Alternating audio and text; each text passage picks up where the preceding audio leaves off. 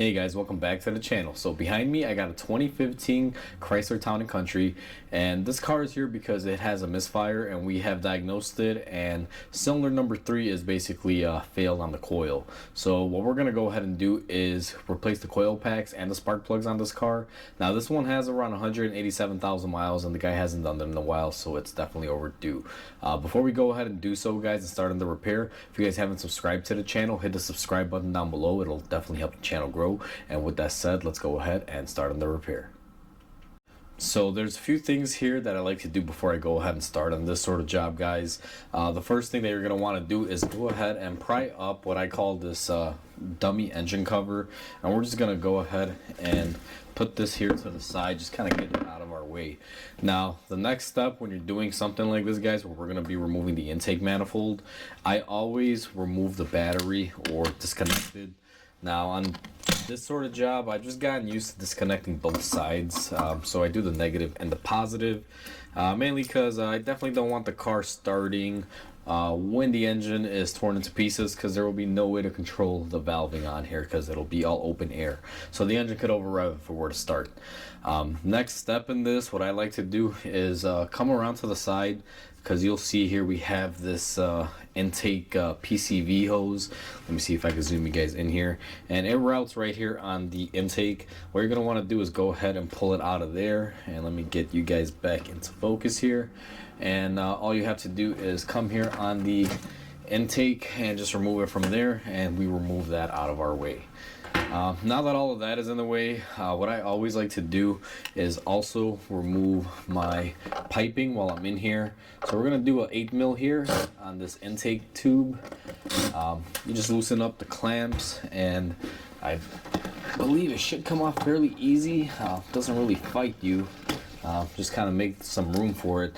Now this other portion here will probably come off like this one. Let me see if I can disconnect this, because this came off as a whole piece here. Let me see if I can loosen this up. And it's very common on these guys when you're doing this, if you're trying to remove this snorkel tubing, this little plastic cover that we're going to remove here in a second, which is like the mouth of the throttle body, will come out as well. Now you got to be very careful, because we do have a intake air temperature sensor here that you need to disconnect, and we're going to just kind of wiggle this thing out of here. Now the way Chrysler does this, guys, and it's, I don't know, I guess you can say a bad idea. Here's your throttle body right up here. This goes in place between the filter and the hoses and everything, and it's kind of like a resonator in a way. In here it just has a bunch of ports, but it also houses your IAT sensor, which is your intake air temperature sensor. There's supposed to be a clip that holds it in right here that I'll show you guys on the engine bay here as well. It is right there, but for whatever reason they just don't hold in, they just pop out. So go ahead and take that out. Now we've made all the room that we need as far as being able to work on the engine, so I'm gonna go ahead and get some tools ready, and we're gonna start removing the intake manifold. So Chrysler on these engines, for anyone that hasn't worked on them before, guys, they make it pretty much impossible to replace the front coil packs, because you basically have no room to get in there. So you have to remove the intake manifold to gain access in there.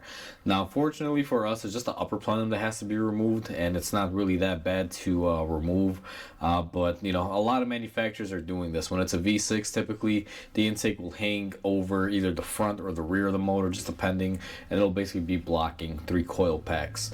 That's why on these you gotta basically tear them apart. The intakes no longer just are recessed in the center, they come outward, and as you guys will see, this one is kind of shaped like a W in a way, and it overlaps on the front cylinders over here. Now that we've done that brief explanation, guys, where I like to start is we have our coolant hose here, and it has this little clip that holds it into place. I'm gonna go ahead and use my pry tool to lift it up. Now this has probably been off before. You can see it's kind of worn out. It came off fairly easy. They typically don't come off that easy. This one did.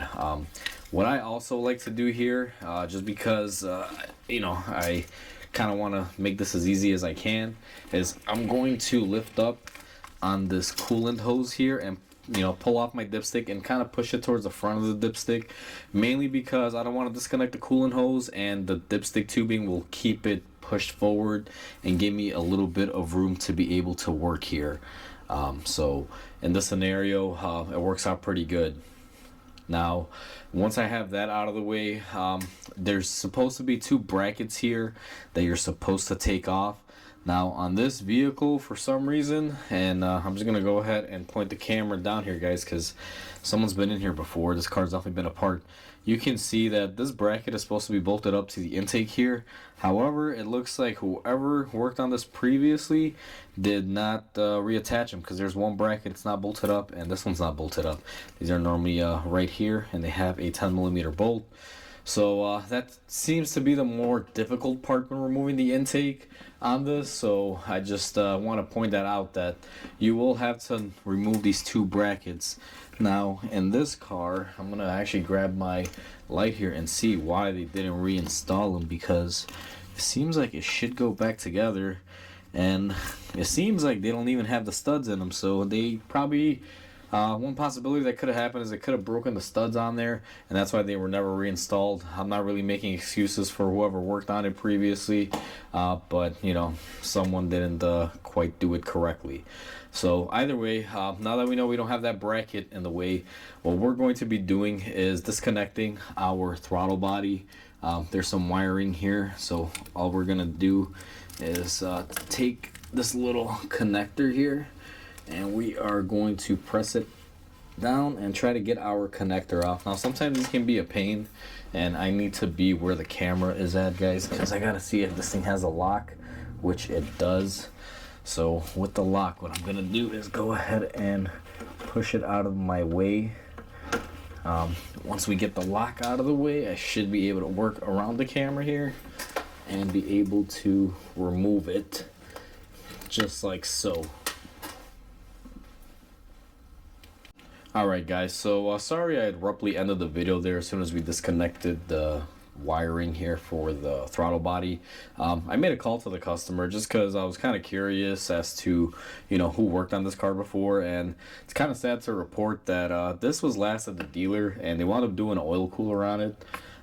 Because when he called me, I didn't have the time frame. I was pretty booked up to do it, so when he took it to the dealer, I guess either they did this or maybe it was broken beforehand. I don't really know, but I was a little curious on those brackets on why they weren't attached. But if you do have those brackets attached, guys, the way it's gonna work, and I'll show you guys here because I feel like me not showing this may wind up not being as useful, but what'll typically happen is you'll have a stud here right about there, and this bracket will be right about here, and then there's a 10mm bolt there that you have to remove. Now the studs are pretty long, so this bracket just doesn't slide off, or the intake doesn't come off of it. What some people do is they'll take off the stud portion and then kind of push back on this and be able to clear the bracket from the stud. In this case, I believe they took the studs off and did that, but maybe they just got lazy and didn't put it back, or they broke them off, one of the 2 things. But if you have these brackets, guys, make sure you unbolt them, because that'll hang you up. There's actually going to be another bracket on this side towards the back that should be there, and I haven't gotten that far yet, but hopefully that is attached, and I can show you that as well, because you're going to have these 2 forward ones and 1 in the back. But with that said, let's get back to the video, guys. I just kind of needed an explanation for that, because to be honest with you, it was kind of bothering me. I don't like working on stuff that's been hacked up before, and if that is the case, I'd like to make the customer aware, and that's what I did. But either way, let's move on with this. So since we don't have any brackets to remove there, what I like to do for the next step, guys, is go ahead and break free all of my intake bolts. I use a 8mm on a 1/4 inch, and what I'm gonna do here is just come in here and loosen them up. These should not be on very tight. I always break them free by hand like this. And what I do in the end is, once I know they're free and off, I will use my 1/4 inch impact to get them off the rest of the way. Since this is plastic upper and lower on the intake manifold, I don't like to just take my gun and blast them, because if you do that, you will have potential for damaging them. Now, I've just turned mine a couple turns, and you can see my intake is already pretty loose there. It's wanting to come off. One thing that I'm going to do now is your wiring on your throttle body. I don't know how well the camera's going to pick it up right here, but there's a little clip that holds the wiring harness on the actual throttle body, so you want to disconnect that. We're going to be removing this line here, just a little vacuum nipple, and we're going to push that to the side. And then same thing here, we're going to unclip the wiring harness. We do have what I believe is a map sensor here as well. This will normally have a lock like the throttle body connector did, but again, someone's been in here and it's not uncommon for those to break, but you got to disconnect that. And there will be a Christmas tree style connector right here that you're gonna have to take off to be able to get your wiring harness out of the way. So now that we have our harness out of the way, I'm just gonna go ahead and slide it off to the side. Now in here we also have another PCV hose. Let me see if I can maneuver the camera around here, and hopefully you guys will be able to see it a little better. But you'll see right here we have a PCV hose. It's a very short one and it goes all the way down here. Sometimes this one can be stuck on there, guys. What I like to do in this scenario, if it just doesn't pull out, just grab yourself a pair of pliers and grab it and just kind of wiggle it out like that, and it should come off hopefully here. Let me see if I can get it to move out, and just like that. Once you get it off your intake, you can just kind of push it off to the side. You don't really have to take it off all the way. Now, there is one thing that I mentioned here earlier, that this car, thankfully the dealer didn't screw up. They actually did leave this bracket on there, or they reinstalled it correctly. So I'm actually surprised to see that. Now, I'm going to get the camera in here and I'm going to show you guys and explain how this bracket comes off, because I'm going to have to do it off camera because there's no way I can fit a camera and be able to do this at the same time. So what you're going to want to do is you have a 10mm bolt right here and another 10mm bolt that's right there.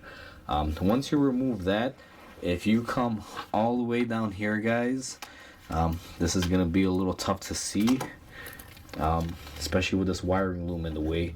I gotta get this loom out of here, but just below it, right around in this area, you're gonna have, I believe, a 12mm bolt that holds it to the block, and then what you can do is just kind of move the bracket out of the way. I'm gonna leave the camera rolling, but unfortunately I can't have the camera in there to show you every step of the way, and I'm gonna do this now. So the first thing I'm gonna do is get rid of this wiring harness that they put on here with the Christmas tree style connection, just using my little prior tool here to get that connection off. And I'm gonna need a 10mm, so let me just swap out for a 10, and let's see if I can get this to break free. All right, so there's the first one, and let me see, I don't think I'm gonna be able to get the second one here that easy. All right, so now that we have them both cracked loose, these bolts usually come off by hand. You just got to crack them loose and you can get them off the rest of the way fairly easy.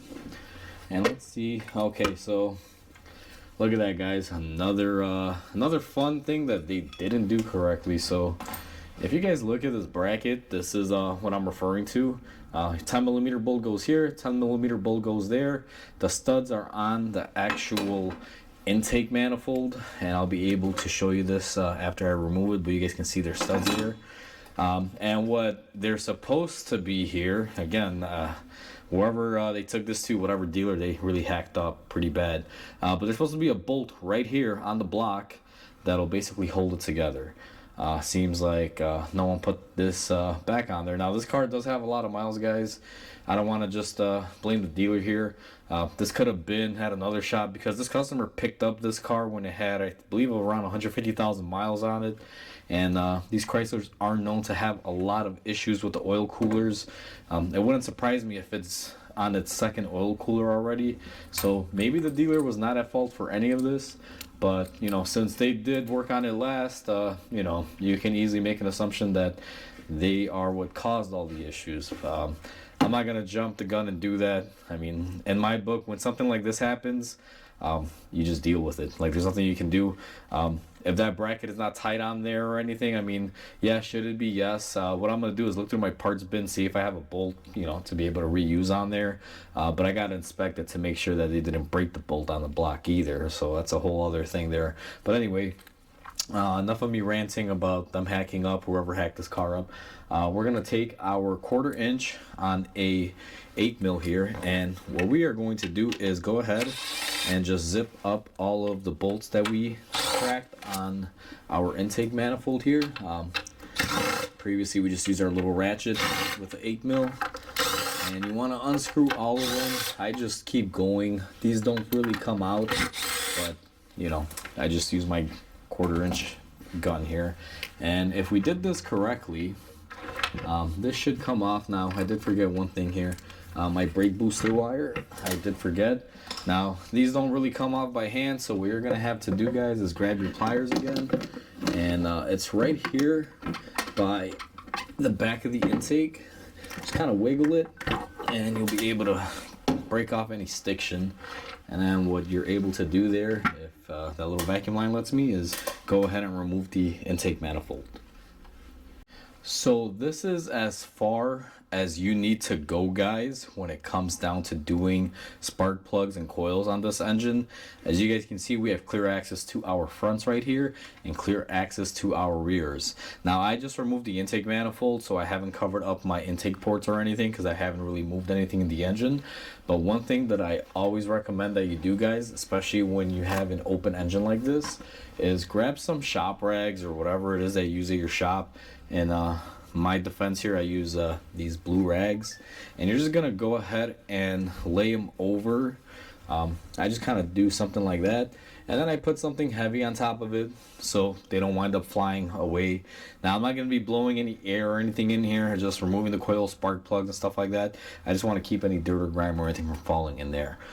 If you have a piece of cardboard, what I actually prefer is to cut out like a little piece of cardboard that fits all of them, and then put that on there with a paper towel and something heavy like you see here. But since we don't have a cardboard piece that we could cut out, we're just gonna make do with the rags. You can also stuff the rag in every port, but the reason why I don't like doing that, guys, because we are human. If I stuck rags in every single port, which this one has 6 of them, if you forget to take one out and you start the engine and you bolt the intake and everything back up to it, and you go ahead and crank it up, you're gonna suck that paper towel in. So I try not to do that method a lot. If I'm able to cover them up like this, I generally do so. Just a little tip, so that way you're not forgetful and cause any more damage from a simple job like this. Next thing that I'm going to show you guys, because this car did have a lot of I guess you can say hacks when it came to the intake manifold. I'm going to show you guys what somebody did to hack this car up here on the next clip. Alright, guys, so we are currently on my bench here, and this would be the part that's facing towards the radiator on the car where those 2 brackets were. And I'm going to lift this up, and you guys can clearly see this is where one of the studs went, and this is where the other stud should have went. It doesn't look like they broke in there. It looks like they just removed the studs on there. Now, since I wasn't anticipating this car to have this issue, I did wind up talking to the customer, and they're willing to, wait a little bit for me to order the parts from Chrysler and actually bolt this intake up the way it's supposed to be. So in this video, even though you guys won't see me bolting up those brackets, rest assured I'm actually going to correct the issue. Stuff like this really bothers me, guys. I don't know why. It's just such a crappy thing to do. It's a hack. I don't know why people let hack mechanics work on their car. It's just kind of unfortunate, but there's a lot out there. But either way, I ordered the 2 studs and the bolts that we need for here, and I just wanted to give you guys also another glimpse of the back of it here. So right here is where that other bracket goes. You guys will see that there are these studs. Now these studs are basically the same as the ones in the front that were missing. They're just a little bit longer for the front. So this is what I basically ordered. That's what we need. And as far as the car goes, we also got that 1 bolt that we were missing that's supposed to go to the block. So this would bolt up here like this, and then we have another bolt down here. Everything has been ordered from the dealer. Alright, guys, so now that we've feel better because we got the okay from the customer to fix the issues that this car has from the previous mechanic or whoever worked on it. We're gonna go ahead and do the job that we are set out to do on this, which is going to be spark plugs and coils. Now these are all the same, guys. I'm gonna show you on the front cylinders, and the back I'll probably do on camera too, but I'll just time lapse it or something. But they're all the same. Just to give you guys a general idea here, I'll zoom you guys in. You have a connector, which these normally do have a red locking tab, and unfortunately someone's already been in here, so it's missing them. You just disconnect the connector wiring there for the coil, and what you're gonna do is unbolt this 10mm. Now every coil has one 10mm bolt, whether it be front or back. The ones in the back, if you guys kind of look at them, they're identical to it, except the connectors are facing you. They're up top, and then the bolt right there is on the bottom. They basically is just, you know, working on the backside in reverse order. But either way, now that we went ahead and we disconnected the connectors on there, you just push the tab, and like I said, this thing is missing you know, little lockers on there. If you got the locker, you're supposed to pull back on the locker and then push the button to release it. But either way, we're gonna take our 10mm and we're going to go ahead and remove the 10mm holding down the coil. So I just figured I'm just gonna do all of these while we're making the video, guys, and we'll just kind of have a talking session, I guess, while I do it. But for the back ones, I'm switching up to my impact ratchet here. And what I'm going to do is go ahead and disconnect these as well. And the reason why I want to show you guys this, because I want to show you in real time that once you remove the intake on these, it's actually a piece of cake to be able to do this. It's quite simple and easy. So now we're going to unbolt the 10mm after we disconnected the coil pack from there. And before we take out the coils, guys, I do want to mention one thing. When I gave the customer, you know, the diagnostic, saying that this car is misfiring and needs spark plugs, and it's contributed to, you know, this cylinder, that cylinder, I gave him the option. I told him, I'm like, listen, I have to remove the intake manifold. You know, sometimes it can be quite a bit of work. I didn't know this car was hacked up that bad. Those brackets will really fight you half the time. So, you know, it is what it is. But, you know, I told the customer, if you're going to pay me to go in there and rip out the intake manifold to do the coil pack, I'm sorry, to do the spark plugs, I'm like, you might consider doing coil packs because your car has 180 some thousand miles on it. You may have a failing coil pack in the future sometime. So he agreed. You know, the car does get serviced. The guy tries to take care of it. He did buy it secondhand and it did have quite a few miles. So the history prior to him owning it is unknown. I know so far he's done the oil cooler, a couple oil changes and things like that. And this is the first tune-up. I don't know if these spark plugs are going to be original. I know the coils are original, but you know, we don't know what we're going to find in here. So he opted to do the coil pack and the spark plugs. Now, while you're in here, guys, if this is your car, just to give you a little bit of advice, even if your coil packs aren't bad, if you have around 100,000 miles, consider replacing them. Just you know, saves you time and money going back in there or paying a shop to do something twice. Because if you do spark plugs today and tomorrow you get a coil pack failure and you go to a mechanic or a shop, you're going to be paying the same exact labor that you would be for the spark plugs. And you know, you're going to be double paying on something you could have just did. That money that you're going to double pay, just spend on the parts. You know, at least that's my theory on it. But either way, what you're going to want to do next is go ahead and just pull up on the coil packs. Now, these Chryslers, sometimes they have a tendency to stick. You guys noticed that thing was very difficult to remove. And when this happens, these have a tendency to be original. This is going to be surprising if this car has 180,000 miles on original coil packs, guys. That's just going to blow my mind because that's a long time to go on coil packs. I'm sorry, on spark plugs. But as far as the coils go, I don't see any burning or anything. So, you know, these coil packs have held up. But if this thing has original spark plugs, like I said, I'm going to be very surprised here. Now on the back side, be careful, because if they have that suction thing going on like the fronts did, you could hit your hand on the firewall here. So, you know, don't pull too hard. And same story with the back, guys. These things are hanging in there. I don't know if the camera's picking up the popping noise that they're doing. And all the coils here look the same. I don't see anything real bad on them. I'm going to use my light here just I'm curious, and well, let's see what's in there. if they've been servicing it with the genuine parts, we should be pulling out some NGKs if it's ever had a spark plug service. But at this point in time, guys, I have no idea what's in this car because, like I said, we have original coils, and these might be original just based on that suction that the coil pack was sticking. So I'm going to take my spark plug socket here. It's a magnetic socket with an extension, and the way I like doing my spark plugs is I will crack them loose by hand first, guys. So I'm just going to take this, and wow, that one was really loose. That's not good. I didn't even have to try. And that one is loose. That one is moderate.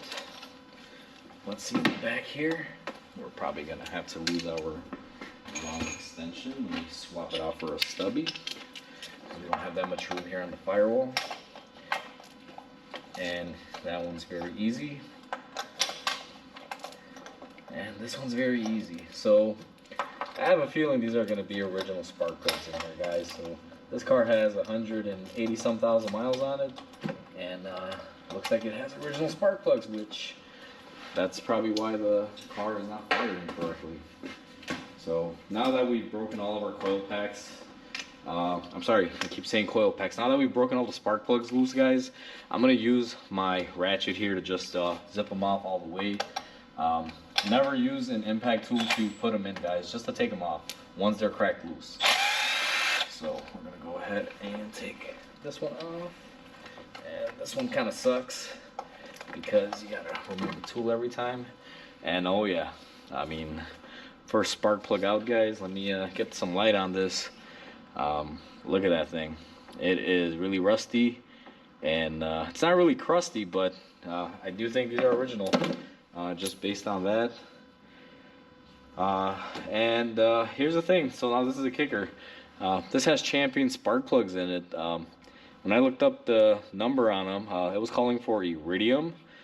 Maybe someone did replace them and they just used really cheap spark plugs, and that's why these things are failing. These need to be iridium. Now I don't know exactly what these are. I'm gonna have to look up that part number on the spark plug.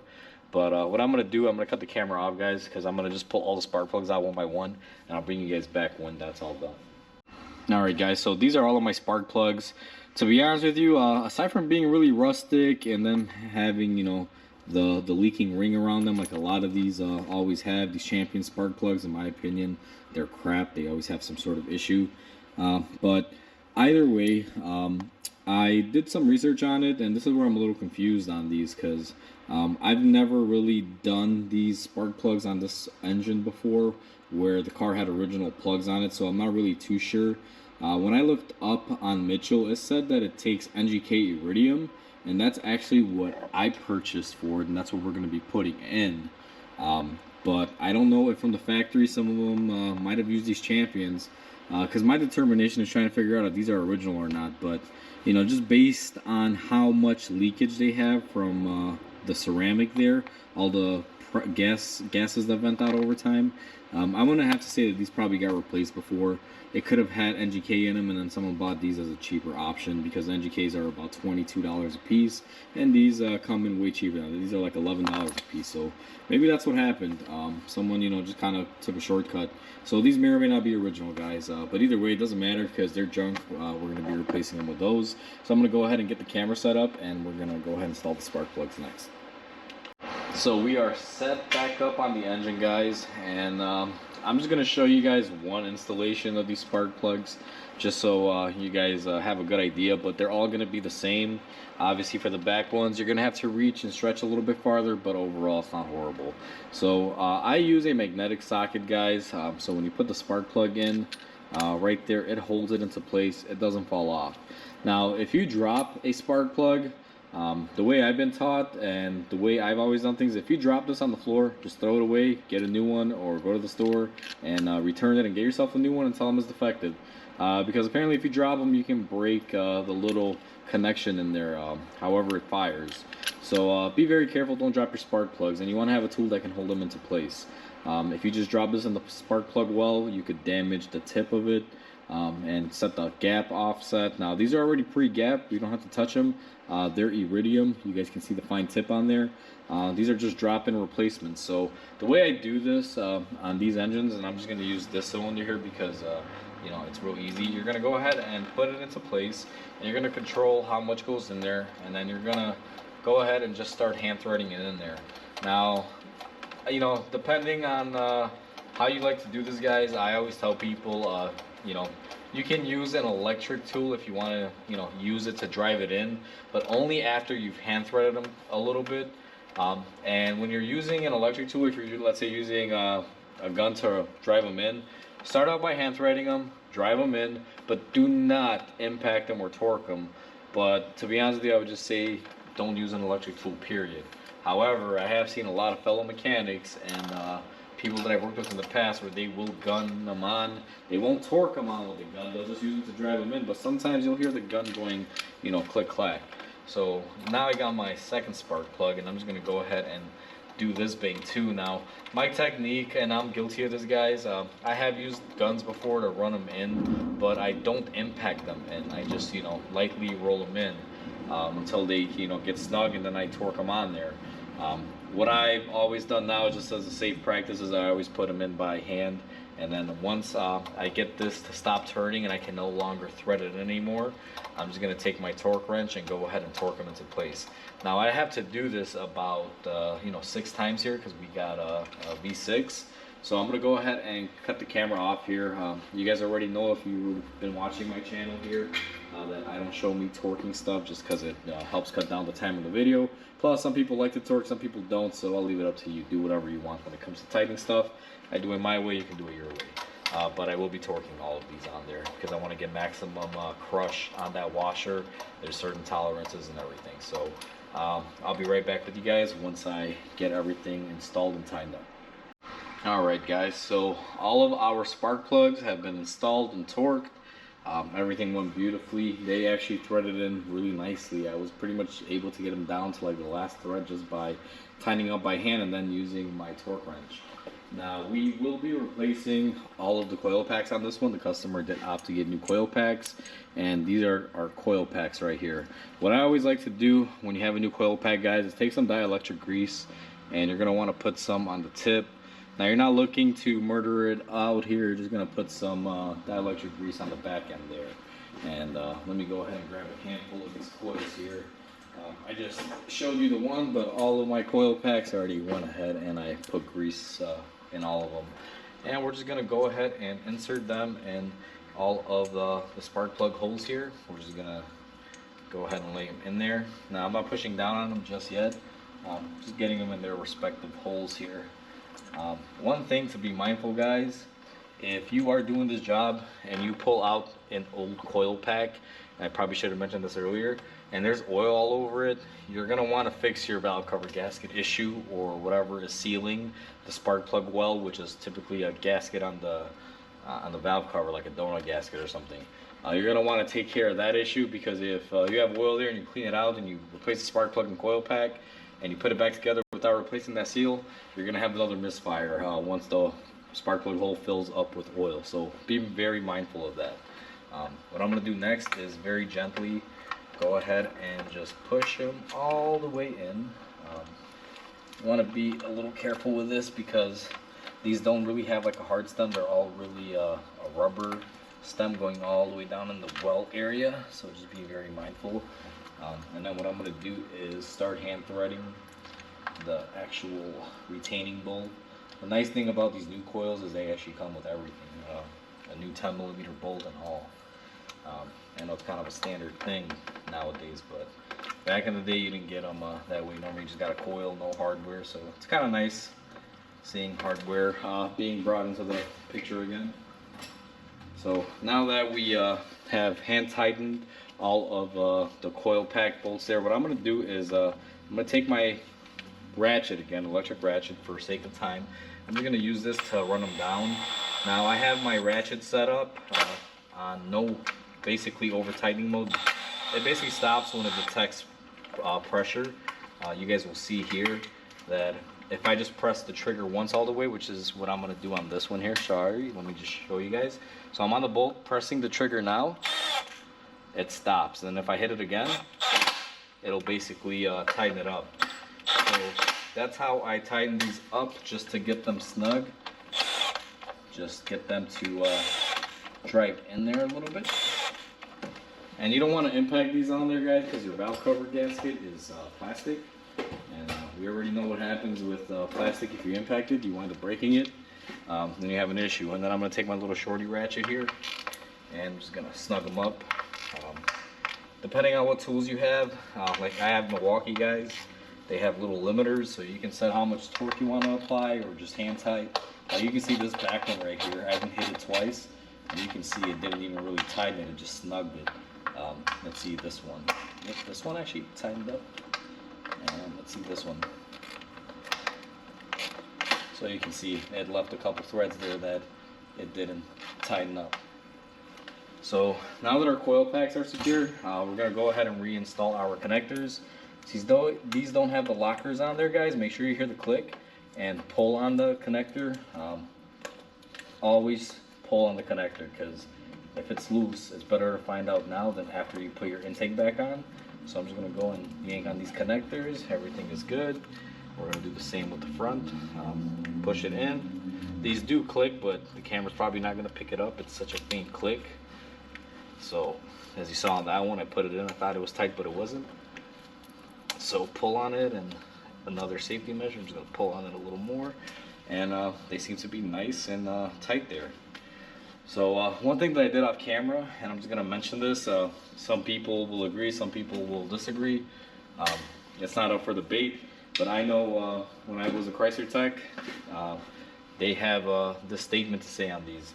So these intake manifold gaskets, if they have been replaced before, and you take the intake off, you can actually reuse them once or twice, as long as they're not flat. I went ahead and I looked at this, and it looks like they replaced them last time when whoever did the oil cooler. So these are fresh gaskets. They've probably been on there for 6 or 7 months. I mentioned it to the customer, told them, do you want me to replace the gaskets? You can probably reuse them, they look good, and these are, you know, there's so much like height on them. They're nice and perfect, guys, and they're actually nice and soft. Now I don't want to touch it too much, I don't want to get any dirt on there, but customer opted to just go ahead and, you know, reuse the old ones. And I told them there's an issue or anything, you know, I'll just take care of it under a warranty or something. But there shouldn't be an issue with it. I've, you know, bought gaskets for these before, put the intake on, and had to take out the intake for whatever reason, and they seal up just fine. A lot of you may call me a hack for that. You know, it's up to you, your perspective, but I know, because I used to work at Chrysler, that you can reuse these. And even at Nissan, a lot of manufacturers, they use a silicone gasket or silicone ring like this. You can actually reuse it if you've only taken it off once or twice. And this would be the second time, or actually, I'm sorry, the first time that the intake has been off since the oil cooler was done, so these can be reused. What I'm going to do is go ahead and clean up my upper intake manifold area, guys, and wipe these areas down a little bit here to make it nice and good for reinstallation. And I'll be right back with you guys. Okay guys, I did a very light cleaning. I went over my silicone gaskets there. I cleaned the bottom of the intake ports where this will mate up with that. What we're going to do next is go ahead and line up our upper intake manifold to my lower intake manifold, just like that. Now the thing that sucks about these manifold, guys, is that they don't have any guide pins or anything, so you gotta just use the bolt holes to line them up. So what I do is I'll come out to the side here, make sure I got this end really good, and this end seems to be really good as well. And the way I like to do these is take my little 1/4 inch ratchet with my socket and extension, and I like to start from the center going out. It's, you know, if you go online, you can find like a diagram of how to start them off and, you know, everything. But what I always like to do is go ahead and just start hand threading them. I just go a couple of threads just to make sure they can all grab and make sure they are all in the correct place. You actually do wind up having the specs right on the intake manifold right here. You guys won't be able to see it, but it says it only takes about 7 to 9 Newton meters of force or torque to fully tighten these bolts down. What I take into effect with that is basically you can achieve 7 to 9 just with your ratchet. If you guys don't have a torque wrench that does Newton meters, because I know not a lot of torque wrenches will go down that far. So if you don't have anything that goes that far, just an 8 mil 1/4 inch extension. Follow your patterns correctly. You start from the center and go out and crisscross to make sure you get a nice, firm, even seal on there, guys. And you just go ahead and snug them up, and that'll pretty much be 7 to 8 Newton meters. Now I do have a torque wrench that goes down that far, so I will go ahead and torque them. Again, if you don't have any spec sheets on how these bolts get tightened up, it's not a bad idea just to follow the interior crisscross motion, where you start in the center and then you go crisscross and then come back and crisscross and just kind of do like an X pattern. That'll make sure it's evenly set. That's how I always do these, and it's worked wonderful for years now. So I'm gonna go ahead and get these tightened up the rest of the way, and I'll be right back with you guys. Alright guys, so I went ahead and torqued my intake manifold on. Everything is nice and tight. Now on this one, since I don't have all the pieces for the bracketry and everything that I need to install on there, I will be installing this bracket on the intake manifold, but we are going to be waiting. They said it's about a day or two to get the bolts and the studs and everything else that I need. So in this video, I will install this just because, I mean, I'm going to need it on there regardless. And then when I bolt it up, you know, I can go ahead and do so easily. Let me just figure out the orientation of this here, because I got so much stuff in the way, guys. And I know I'm pretty much blocking the view here. Let me see if I could get a good angle for you guys. So I'm going to go ahead and line this up. Now, I'm going to put it on there, but I'm going to probably leave it a little loose, simply because I have to have a little bit of movement to be able to get that bottom bolt in there whenever that comes in. And then as far as the front brackets go, I have enough room to be able to install the studs on there and then bend those little clips back, or I'm sorry, those little brackets back. So what I'm going to do with this one is go ahead and just snug these up here. And since the customer may pick it up and take it for a day or two while I wait for the bolts, I should probably just give him a nice little snug with a ratchet. Because he mentioned to me that, hey, if it's done, you know, I'd like to, you know, get it. Got to do some errands and stuff. So, you know, no point to leave the car here sitting for a couple bolts and little things that are going to be delivered in a couple days, because the customer can still use it and bring it back, and I'll just be able to take care of it. It doesn't really, you know, cause me any pain or anything, so I don't really mind doing that option. Next thing what we're going to do is take our Christmas tree fasteners and reinstall them wherever they were. I know that after a while they kind of start losing their ability to hold, but you know, we're going to do our best here. We're going to go ahead and plug in our map sensor, clip our wiring harness where it clips in on the throttle body there. Then we're going to go ahead and plug in our intake throttle here and make sure that we lock the clip in. Then we're going to leave our little IET connector to the side because we don't have that piece in there just yet. Now that we have that set up, we still have some plumbing on this side that's very easy to forget, guys, but always remember you have your brake booster line, which will go right up here, and most of this stuff has a memory, so you should be able to put it back quite easily. Then we also have this vacuum port that goes right up top, and last but not least, we have our PCV valve for the back head of the engine. And then everything here looks to be good to go. Technically right now, if I wanted to, I could put the battery on there at this stage and go ahead and start it up. It will probably throw a check engine light for the intake air temperature not being plugged in. That's if you wanted to test it and, you know, make sure that you don't have any issues before you you know, plug everything else in. But again, after looking at the spark plugs, I'm very confident, guys, that that was the issue, just because of how much leakage they had. So we're gonna go ahead and sneak this intake piece in here and get it underneath that clip. And nothing really holds us in place, guys, except for a little clip that I showed you guys earlier. And let me just kind of go back there and I'll show you again. It's this little arm connects to that little clip there. I just kind of slide it underneath, and that's how it goes in. So, you know, that's pretty simple. And then I just kind of rock it back and forth to make sure it's set in place. Now at this stage, what we need to do is go ahead and put our snorkel back in. So we're gonna probably should slide the engine side first. And if your car has miles, these can get kind of brittle. They don't move that easily, but you know, we're gonna do our best here. Hopefully this thing doesn't move, so I'm gonna try to support it. It's harder to put it on this little plastic piece here. This little intermediate piece that Chrysler put on here, because that always has a tendency to move. I don't think I've ever done one that didn't have a tendency to not move out of its way.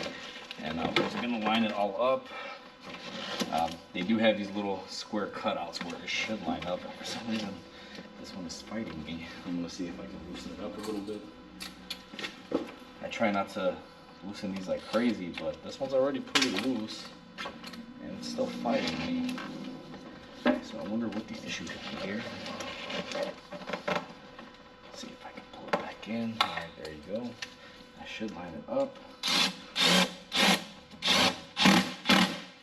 We're gonna go ahead and tighten it up, and our gun is in low torque mode, guys, so we are not cranking these on. Alright. Now that that's in place and everything, we have one piece left, guys. It's very easy to forget, but you do have to install your fresh air tube here for your crankcase. So we're just gonna go ahead and put that in there, and then the other portion, let me come here to the side because I can't see it. We're just gonna go ahead and put back on the front valve cover just like that, and we are pretty much done. There is one thing that I do that I always gotta, you know, do again. Now, in order to make room for the brackets, I pull this hose forward from the dipstick tube, guys. So what I'm gonna do is pull my dipstick tube out, or my oil stick. I'm gonna put this hose back where it was, right there. And then we're going to reinstall our dipstick. And there is also one retainer that should hold this hose in. That goes right here, and it clips in right there. Now this thing is so worn out, it doesn't do anything, but if I take it off, I always put it back. And last but not least, last thing that we have to do is go ahead and reconnect our battery. So we're gonna go ahead and connect our positive here. Make sure it's nice and snug and fits in there correctly. All right, nice and tight. And then we have our negative right here. And that's nice and snug. So we're pretty much done right now. The only thing that we haven't put back is that engine cover that pops right on. But that's essentially how you do a tune-up when it consists of spark plugs and or coils on these engines, guys. It's not that bad. It can be very intimidating looking because there is a bunch of stuff on the way. But you know, realistically, it's not that bad, as you guys can see from this video. So what I'm gonna do now is go ahead and crank it up. I'm gonna have my scanner on there and monitor my misfire counter, make sure that our issue is resolved. And if that is the case, which I do believe it is, we can go ahead and ship this thing out. Alright guys, so I've been testing out the car. Everything checks out, no misfire, so the spark plugs were bad, they had to go. And I'm sure the coil packs were a little bit weak as well, causing a little bit of an issue, but now she's a strong runner. So that's how easy it is to do an intake manifold removal, to do spark plugs and coil packs on this engine, guys. It's quite simple. I know it can look very daunting. Like I mentioned in the last clip, there's a lot of stuff that's in the way that can make it look a little scary, but it's actually not that bad. Once you get the intake off, you got all the room in the world to do your spark plugs, your coil packs. You can even do your valve cover gaskets once you get it down to that point. So this video can help you to capture that as well. Now, this car is missing those pieces like we mentioned throughout the whole video. And I'll be honest with you, that's kind of thrown this video into a loophole for me because, you know, it just pisses me off that someone would be that careless when they're going to work on a car. But needless to say, we are going to mediate those issues. Parts are on order. Customer's going to pick up the car today, and then he's going to drop it off when I get the parts, and I'm going to go ahead and do that. Shouldn't take me more than about 10 to 20 minutes to get all that wrapped up. It'll be a quick, easy fix, and I'm not charging the guy because he's already paid for it. It should be part of the job. He's just paying for the extra parts. So with that said, guys, if you guys are attempting this job, hopefully this video helps you out. Please comment, like, and subscribe because it definitely helps the channel grow. I hope you guys have a wonderful day, and I'll catch you guys on the next video.